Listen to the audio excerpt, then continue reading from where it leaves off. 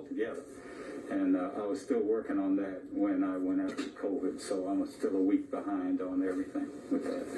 But I'll still be addressing that. And I guess my statement is that all of those should already be being done already, because it's both within our code, and our code essentially codifies state statute with regard to impounding of domestic animals, which are defined as any animal commonly kept for household pets, such as dogs, cats, and similar animals. So that should already be occurring, because we're paying them, correct, Roger? That's the way I understand it. Okay.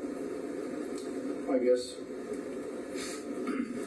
that's good that is a code, but what are we going to do? Well, you live in the county and not in the city. How would you, I mean, like, as a county, most county people I've talked to, they don't like the idea of people dumping off animals onto their property. I mean, let's say, for example, you have a really responsible, which everyone should be, but we all know everyone isn't. So you have a really responsible owner who has a lot of barn cats, let's say, you know, feral cats, barn cats, whatever you want to call them. And they go through the process, which we know several like that, who are responsible, but it's expensive, you know? And so they go through and have, let's say, all the males neutered, or all the females, usually it's the males. And then you dump off, you know, a male cat, well, you've just undone all of their work and created all these other animals that create a problem for them, you know? Or let's say you go a step further, break the law, and you're harming it or cruelly treating it in the dumping off of it. I mean, that's a problem as well. Or they have dogs and the dog run out and then now you've killed a pet. I mean, I don't think that our county, so I'm kind of surprised, you know, like the response from the county law enforcement is just like, well, I guess, you know, it's up to you as a city resident to take care of it if it's not a dog. We have nowhere to keep it. But we're paying you to have somewhere to keep it. So that's my point, is that why should that fall on the taxpayer when we are already paying it? And if they don't want to do that because they're so busy doing everything else, then I think the money we pay them is deducted and we hire someone who will. Right. But in accordance with all the humane treatment, which is essentially, I doubt what's happening right now is probably very humane. But what I'm saying is that, you know, if there are cats or dogs running around, and they do catch them, what are they going to do to them? They're to impound them, as per our code and state statute. Who's going to do that? That's what they should be doing right now. Lyle, that's what the code and the law requires. And holding them for 5 days and scanning them, and if it belongs to someone, then notifying the owner by mail.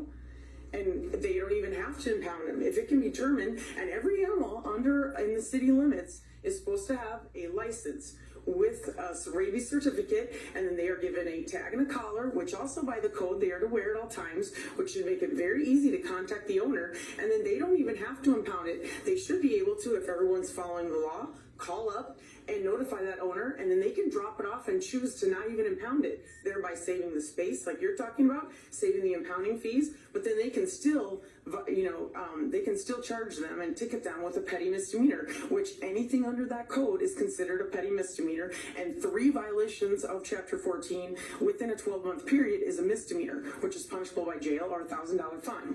First instance is a petty misdemeanor for $300. So this should already be happening. So my issue is that this is an enforcement issue, and so that's why it's being brought up, because city residents are being put in a position where they either need to risk further damage to their own property, their own health, take on additional expense, not be trained in that, potentially inhumanely treat or put down the animal, and risk criminal charges, because further in the code it tells you that you are not, that anyone who is not the authorized agent within the city limits, I gotta find it here, but basically, you are not the person that is authorized right here under section 1402, subdivision 4, under unclaimed animals.